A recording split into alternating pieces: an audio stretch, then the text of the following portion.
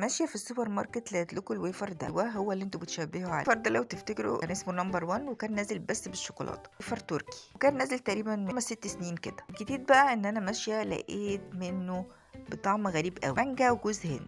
هتقولوا لي مانجا وجوز هند ازاي؟ هقول لكم معرفش، اسالوهم هم بقى. انا كل مهمتي ان انا اجربه واقول لكم اذا كان حلو ولا وحش. المهم يلا رغينا كتير، تعالوا بقى نفتح الويفر ده ونشوف شكله من جوه عامل ازاي. وادي يا جماعه شكل البسكوته من جوه. مش عارفه، انا اتصدمت ان هي غامقه رغم ان هي مش بالشوكولاته ولا حاجه، بس الويفر نفسه غامق غير الويفر اللي احنا نعرفه العادي ده، مغمق شويه، بس هو عادي مش مؤثر في الطعم. اللذيذ بقى في ايه؟ ان هم عاملين لايرز كده او طبقات الأطعمة، يعني المانجا وجوز الهند عاملينهم بألوان. يعني الطبقة اللي انتوا شايفينها اورنج دي مانجا، والبيضة دي جوز الهند. هي بصراحة فكرة جديدة ولطيفة ولذيذة، يعني هو لطيف، يعني اديله مثلا 8 من 10. حلو.